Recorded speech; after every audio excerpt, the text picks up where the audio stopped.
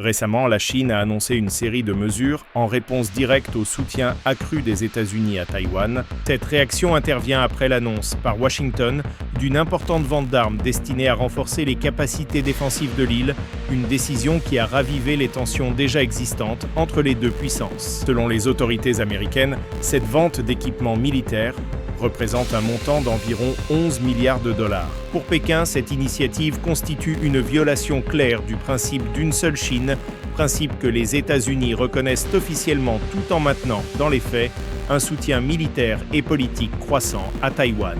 Le ministère chinois des Affaires étrangères a rapidement réagi. Son porte-parole a déclaré que les États-Unis franchissaient une ligne rouge, une expression fréquemment utilisée par Pékin pour désigner des actes considérés comme portant atteinte à ses intérêts fondamentaux et à sa souveraineté nationale. Contrairement à certaines attentes, la réponse chinoise n'a pas pris la forme d'une action militaire immédiate.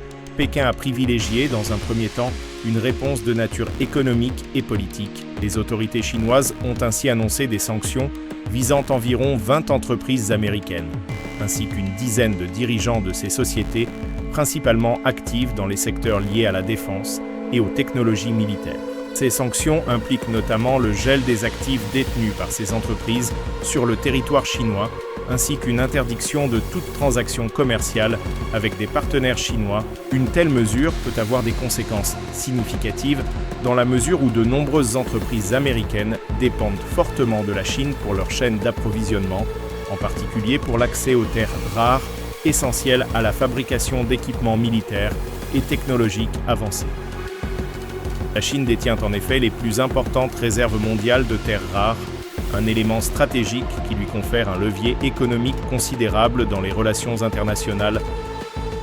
Même si certains observateurs estiment que ces sanctions restent limitées à ce stade, elles constituent un signal clair et un point de départ potentiel pour des mesures plus larges à l'avenir.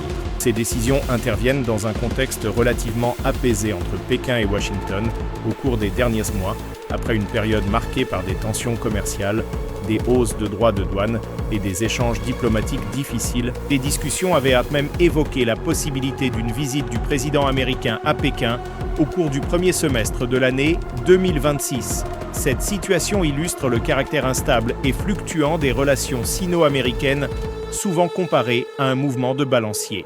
La question de Taïwan reste cependant un point de friction majeur. En soutenant militairement l'île tout en reconnaissant officiellement la Chine de Pékin comme seul représentant légitime, les États-Unis maintiennent une position ambiguë qui alimente régulièrement les tensions. Dans ce contexte, le Japon apparaît comme un acteur régional attentif à l'évolution de la situation. Tokyo a, à plusieurs reprises, exprimé son inquiétude face aux tensions autour de Taïwan et a évoqué la possibilité d'un engagement plus actif en cas de crise. Toutefois, les autorités japonaises ont récemment réaffirmé leur attachement au principe d'une seule Chine et leur volonté de privilégier la stabilité régionale.